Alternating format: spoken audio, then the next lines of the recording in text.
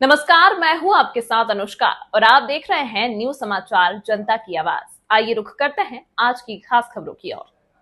Centre बनाया है, जो शिकायतें आएंगी उसका निवारण होना चाहिए। जैसा कि आपने देखा भी है कि मुख्यालय कलेक्ट्रेट में भी SIR हेल्प डेस्क है। उसमें फ़ोन के माध्यम से और फिजिकल माध्यम से भी व्यक्ति आकर सूचनाएं ले सकता है। और यही जो इसका रेप्लिका वो तहसील स्तर पे भी है। तहसील पे भी इसी प्रकार की हेल्प डेस्क है, जहाँ पर हमारे लगातार व्यक्ति तैनात हैं और वो उनको सब प्रकार की जानकारी भी है, तो हर छोटी सूक्ष्म जानकारी भी व्यक्ति को दे सकते हैं। जिले स्तर पे 1950 जो हमारा हेल्पलाइन है, उसके माध्यम से भी कोई संशय आता है वो दूर कर सकते हैं। और हमारा जो voters.eci.gov.in ये वेबसाइट है, इस पर भी डायरेक्टली फॉर्म भरा जा सकता है। और हमारे यहाँ जो जागरूक मतदाता हैं वो भी फॉर्म भर रहे हैं। और हम लोगों ने सभी कस्बा क्षेत्र में और कुछ ग्रामीण क्षेत्रों में भी, जहाँ बड़े बाजार हैं, सब जगह बड़े बड़े बैनर और पोस्टर लगाएं कि किस प्रकार आप ऑनलाइन फिल कर सकते हैं। और उसके हैंडआउट्स भी हमने BLO को दिए हैं, तो ऑनलाइन भी ये फिल करने की सुविधा है। आपको कहीं देने की या जाने की ज़रूरत नहीं है, या फिर BLO जब आपके पास बाई चांस नहीं मिला, जब आपको BLO आया आप नहीं मिले, तो भी आप ऑनलाइन भी इसको कर सकते हैं। सर, जिले में ऐसा भी कोई क्षेत्र देखा गया जहाँ काम पूरी तरह कंप्लीट हो गया हो? कुछ ऐसे में आए क्या? जी बिल्कुल। जैसे बांगरमऊ विधानसभा है, वहाँ पे इस समय हम लोग करीब 45% से ज़्यादा फॉर्म डिजिटाइज कर चुके हैं। और बांगरमऊ में ही बूथ नंबर 303 में जतेंद्र यादव जी हैं BLO, वो अपने 680 के 680 वोटर्स का जो फॉर्म है वो डिजिटाइज करके 100% कर चुके हैं। इसी प्रकार आभा वाजपेयी जी हैं, महिला हमारी BLO हैं, उन्होंने भी सिकंदरपुर सरौसी क्षेत्र में जो विधानसभा सदर लगती है, उसमें अपने 603 फॉर्म थे उनके, 603 के 603 फॉर्म्स को डिजिटाइज करके अपना कार्य पूर्ण कर चुकी है। सर, कुछ वार्तालाप हुई होगी इनसे, किस तरह इन्होंने कर लिया? क्योंकि और BLO जो है वो परेशान हो रहे हैं। देखिए, हम लोग का लगातार ये ध्येय रहा है कि चूँकि ये बड़ा कार्य है, तो एक सपोर्टिंग टीम मैकेनिज्म हम लोगों ने डिप्लॉय किया है BLO के साथ, जिसमें जो उनके साथ के सहायक शिक्षक हैं वो भी उनकी मदद कर रहे हैं कलेक्शन डिजिटाइजेशन में। जो हमारी आंगनबाड़ी कार्यकर्त्री हैं, आशा कार्यकर्त्री हैं, वो भी इनकी मदद कर रही हैं। और जो हमारा जितना प्रशासनिक अमला ज़िले पे तहसील में मिलता है, गांव में मिलता है, उसमें लेखपाल उनके सुपरवाइज़र हैं, वो डायरेक्टली इसमें इन्वॉल्व हैं। पंचायत सचिव और पंचायत सहायक भी उनके साथ उनकी मदद कर रहे हैं कार्य को ईजी करने में, जिससे कि हम लोग स्मूथली ये कार्य करवाएं, ना ही BLO को किसी प्रकार की परेशानी हो और ना ही मतदाताओं को अप्रोच करने में किसी प्रकार की परेशानी हो। सर, एक बात ये भी BLO के माध्यम से करेक्ट हो रही है, या फिर ऑनलाइन भी वो डायरेक्ट अपना फिल करके दे रहे हैं। ऐसे 23,25,053 मतदाता उन्नाव के, उनसे अप्रोच करके उनको फॉर्म उपलब्ध करा जाए 2 प्रतियों में, और अब वो फॉर्म उनसे कलेक्ट करके उनको ऑनलाइन करा जा रहा है BLO के माध्यम से। और हमारे जागरूक मतदाता ऑनलाइन डायरेक्टली भी कर रहे हैं। ये प्रक्रिया इस समय चल रही है। अभी फ़िलहाल करीब 8,12,000 मतदाताओं का डिजिटाइजेशन इसे हम बोलते हैं कि फॉर्म कलेक्ट करके जिनका ऑनलाइन हो गया है वो किया जा चुका है, और बाकियों का तेज़ी से ये कार्य किया जा रहा है।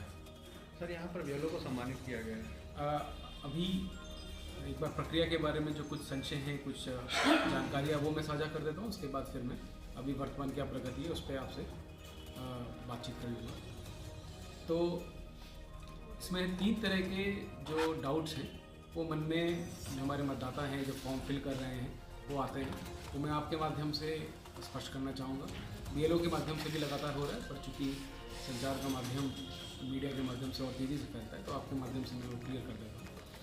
पहला ये है कि जो एन्यूमरेशन फॉर्म है उसको भरने में हमारा जो BLO है वो पूरी तरह से ट्रेंड है, तो वो हर व्यक्ति को अगर उनको फ़ोन करते हैं या उनसे मिलते हैं तो आराम से उनको फॉर्म फिल कर सकते हैं। एन्यूमरेशन फॉर्म फिल करने के लिए मात्र 4 जानकारी व्यक्ति को चाहिए अपने बारे में। अगर वो जानकारी उनके पास है तो कोई भी व्यक्ति एन्यूमरेशन फॉर्म भर सकता है। एन्यूमरेशन फॉर्म में जो ये 4 जानकारियाँ हैं वो स्वयं का नाम है, माता पिता का नाम है, क्या उनका पता है ये है, और उनकी जन्मतिथि है। बाकी सारी जो उसमें जानकारियाँ हैं, जैसे कि एपिक नंबर ये वैकल्पिक है, माता पिता का एपिक नंबर वैकल्पिक है, आधार नंबर वैकल्पिक है, ये सारी वैकल्पिक जानकारियाँ मांगी गई हैं। अगर नहीं भी भरते हैं तो कोई दिक्कत नहीं है। दूसरा पार्ट फॉर्म का ये है कि 2003 में उनके माता पिता या जो उनके दादा दादी हैं उनका नाम है कि नहीं। यदि उनको पता है बहुत अच्छी बात है, नहीं पता कोई बात नहीं। 70% से ज़्यादा मतदाताओं का हमारे BLOs मैपिंग कर चुके हैं। मैपिंग मतलब व्यक्तियों का नाम या उनके सगे संबंधी का नाम, जो मैंने संबंधियों के नाम लिए, उनके नाम वो 2003 की सूची में ढूंढ चुके हैं। मात्र 30% मतदाता ही हमारे ऐसे बचे हैं जिनका नाम अभी हम 2003 में लोकेट नहीं कर पाए। तो यदि वो 30% के बारे में पहले बात करें तो अगर उनको पता है कि उनका नाम कहाँ था उनके माता पिता का या दादा दादी का, तो वो बता सकते हैं। ऑनलाइन ढूंढने की सुविधा है। भाग संख्या पता है तो भाग संख्या के माध्यम से, केवल नाम पता है तो नाम के माध्यम से भी ढूंढा जा सकता है। तो ये विकल्प हैं। यदि फिर भी नहीं मिलता तो उसमें कोई दिक्कत नहीं है। वो कॉलम को उसको काट के केवल साइन करके, स्वयं के साइन या घर में कोई भी वयस्क साइन कर दे, वो साइन करके वो सिंपल अपना फॉर्म BLO को दे सकते हैं या ऑनलाइन अपलोड कर सकते हैं। उनका एन्यूमरेशन फॉर्म भरा हुआ माना जाएगा और वो 9 दिसंबर को जब हम लोग सूची प्रकाशित करेंगे तो उनका नाम उसमें होगा। तो बहुत सिंपल प्रक्रिया रखी गई है निर्वाचन आयोग द्वारा कि केवल और केवल 4 जानकारी और थोड़ी बहुत जानकारी अगर और पता है तो अच्छी बात है, नहीं पता तो BLO पूरी तरह से वो फिल कर सकते हैं। और फिर भी नहीं मिलता है तो भी वो फॉर्म फिल करके आपका नाम माना जाता है। अब जो मैप्ड हैं उनसे किसी भी प्रकार की कोई एक्स्ट्रा डॉक्यूमेंट नहीं मांगा जाएगा। मैप का अर्थ है कि 2003 की सूची में उनका स्वयं का, अगर स्वयं का नाम है तो किसी का भी नहीं चाहिए। यदि सगे संबंधियों का नाम है, माता पिता या दादा दादी का, तो उनकी जो 2003 में ऑलरेडी 70% की जो मैपिंग कर चुके हैं तो उनसे किसी प्रकार का भी कोई डॉक्यूमेंट नहीं मांगा जाएगा। यहाँ मुझे ये भी बताना है कि उन्नाव में जो ऑनलाइन मैपिंग की है वो प्रदेश में सर्वाधिक है, तो हमारे मतदाताओं को सबसे कम समस्या होगी अपने डॉक्यूमेंट देने की। 9 दिसंबर के बाद भी बहुत सिंपल प्रोसीजर है। जिनका नाम मैप नहीं हुआ है तो वो लोग आराम से अपना जो फॉर्म है, वो फॉर्म जो डॉक्यूमेंट में अपने फॉर्म अपना दे चुके हैं वो 9 दिसंबर तक, और जो डॉक्यूमेंट उनसे मांगा जाएगा केवल और केवल उनकी जन्म तिथि जो प्रमाणित करते हुए 12 तरह के हमारे डॉक्यूमेंट हैं वो उनसे मांगा जाएगा। 1987 से अगर कोई पहले पैदा हुआ है तो उनको कोई वो प्रूफ नहीं देना। 1987 से 2004 के बीच में है तो उनको अपना एक 12 जो डॉक्यूमेंट है विभिन्न प्रकार के उनमें से कोई एक देना है, और 2004 के बाद पैदा हुए हैं तो माता पिता दोनों का देना होगा। 87 से 2004 के बीच में माता या पिता और अपना किसी एक का देना होगा और अपना देना होगा। तो ये व्यवस्था है।